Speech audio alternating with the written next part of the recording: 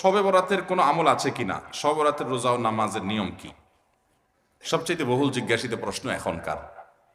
শবে বরাত আসছে, যেটাকে আসলে হাদিসের ভাষ্যে বলা হয়েছে মধ্য শাবানের রাত, শবে বরাত না, এটার হাদিসের ভাষ্যের নাম কি?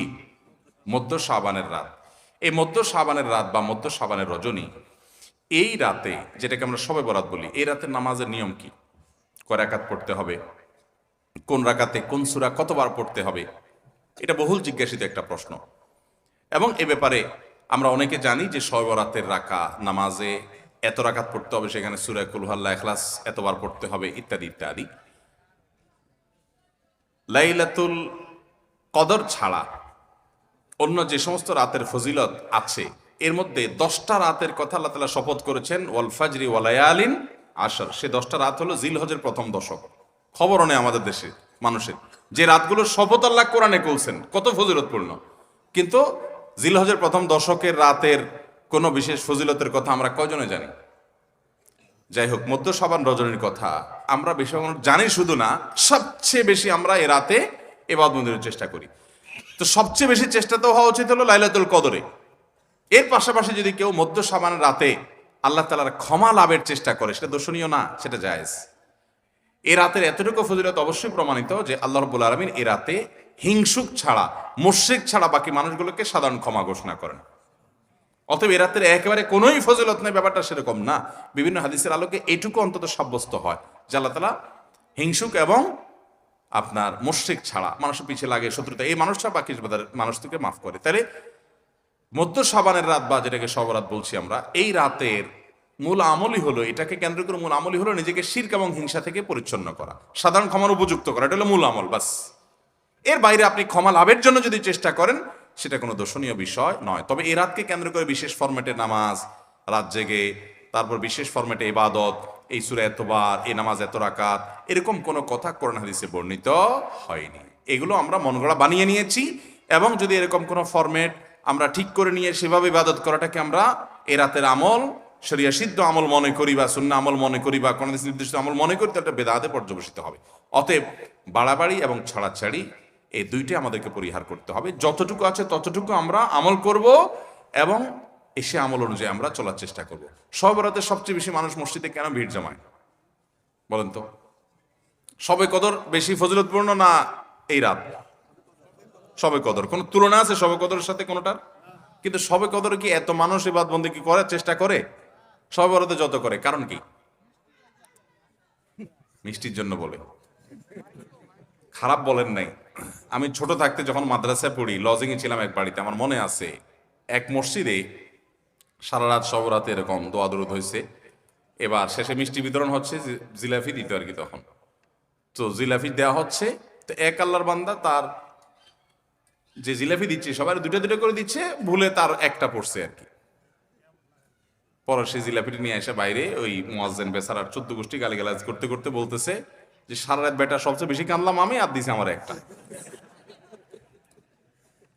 আল্লাহর কাছে এই নসিব চাই এই একটা জিলাপি নিয়ে পাইলাম। সে কানতে কানতে মুয়াজ্জিনকে গালিগালাজ করতে করতে যাচ্ছে। আমার ছোটবেলার ঘটনা। যাই হোক, তো মিষ্টির জন্য যায় না, এটা পুরোপুরি সঠিক না। এত অভাব পড়ে না যে সারা রাত মানুষ মসজিদে পড়ে থাকবে একটু মিষ্টি একটা প্যাকেটের জন্য, আমার মনে হয় না। আমার যেটা মনে হয়, সবচেয়ে বেশি মানুষ এ রাতে ইবাদত বন্দেগীর চেষ্টা করে, কারণ মানুষ মনে করে এ রাতে ভাগ্য নির্ধারণ হয়। অতএব এক রাতে ইবাদত বন্দেগী করে যদি সারা বছরেরটা ফাইনাল করে ফেলতে পারি, মন্দ কি? এই হলো মূল কাহিনী।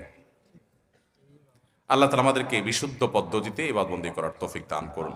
তাহলে ভাইরা আমার, মধ্য শাবানের রজনীতে আমরা আল্লাহ তাআলার কাছে ক্ষমার উপযুক্ত হওয়ার জন্য, হিংসা শিরক থেকে মুক্ত হওয়ার চেষ্টা করব। ক্ষমা পাওয়ার জন্য প্রচেষ্টা আমাদের থাকবে। কিন্তু ওই যে বেদাতি পন্থায় বিশেষ ফর্মে ঠিক করে ইবাদত, নামাজ, হালুয়া রুটি খায় মানুষ। হালুয়া রুটি কেন খায়? কেন খায় হালুয়া রুটি ভাই? সারা দেশে অনেক জায়গায় এখনো এটা হালুয়া রুটি ওই দিন বানাবে মানুষ। হালুয়া রুটিটা কেন হয় বলেন তো? বলে যে নবী সাল্লাল্লাহু আলাইহি সাল্লাম উহুদের যুদ্ধে তার দন্দান মুবারক শহীদ হয়েছে, এই জন্য উনি শক্ত খানা খাইতে পারতেন না, হালুয়া খাইতেন। এই জন্য আমরা হালুয়া খাই। আরে ভাই, নবী সাল্লাল্লাহু আলাইহি সাল্লামের দাঁত ভাঙছে প্রথম কতলটা শাবান মাসে ঘটেই না, ওটা পড়ছে আরেক মাসে। আপনি এটা এই মাসে আনলেন কোত্থেকে? আচ্ছা, তারপরে যদি ধরে নেই এই মাসেই হয়েছে, তো ওনার দাঁত ভাঙছে কাদের আঘাতে?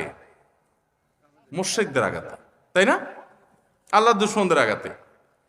তো কাফেরদের আঘাতে দাঁত ভাঙাতে উনি হালুয়া খাইছে বলতেছেন, যদি এটার কোনো ভিত্তি নেই, বোগাস কথা। তারপরে ধরে নিলাম, তো আপনি ভালো দাঁত নিয়ে হালুয়া খাচ্ছেন কোন শরমে? আপনার বাপের একটা শত্রু আছে, আপনাদের ফ্যামিলির একটা শত্রু আছে, সে আপনার বাপের ধরে আচ্ছা ধরে মেরে ঠ্যাং ভেঙে দিছে।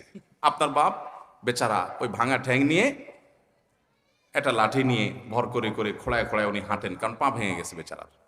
আপনি আপনার বাবার ওই যে শত্রু, যে আপনার বাপের পা ভাঙছে, ওই শত্রুর সাথে আপনার বিরাট দরম বরম দোস্তি, চা দোকানে আড্ডা ফাড্ডা মারেন, সব জায়গায় ঠিক আছে।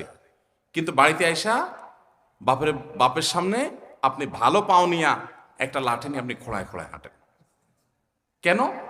বাবার প্রতি সহমর্মিতা দেখা, যে আমার বাবার যেহেতু পা ভেঙে দিছে, এই জন্য বাবা খোঁড়া খোঁড়ায় হাঁটে, আমি এখন ভালো পাও নিয়া লাঠি নিয়ে খোঁড়ায় খোঁড়ায় হাঁটতেছি। কি বলেন? এই দৃশ্য যদি দেখে আপনার বাপে কি করবে? হাতের লাঠিটা দিয়ে বলবে, আমার পাও যা যাক, তোর আগে কয়টা বাড়ি দিবে এত, তুই আমার ব্যাঙ্গাইতে আসছস? আমার পা ভাঙছে যারা, তুই পারলে তাদেরকে বিচারের আওতায় আনবি, তাদের একটা বিহিত করবি। সেটা না করে তার লগে তলে তলে তোমার সম্পর্ক, তুমি আসছো আমার এখানে নাটক করে আমার সহমর্মিতা জাহির করতে। নবী সাল্লাল্লাহু আলাইহি সাল্লামকে যারা দাঁত ভাঙছে তাদের সাথে তো দোস্তির কোনো কমতি নেই, তাদের প্রতি তো আপনার সহমর্মিতার কোনো কমতি নেই, ওয়ালা বারা বলতে কিচ্ছুই নেই। কিন্তু আপনি হালুয়া খায়া ভালো দাঁত নিয়া আপনি নবী সাল্লাল্লাহু আলাইহি সাল্লামের প্রতি সহমর্মিতা প্রদর্শন করছেন। এর চেয়ে হাস্য করার কি হতে পারে? আল্লাহ আমাদেরকে সঠিকভাবে দিন পালন করার তৌফিক দান করুন।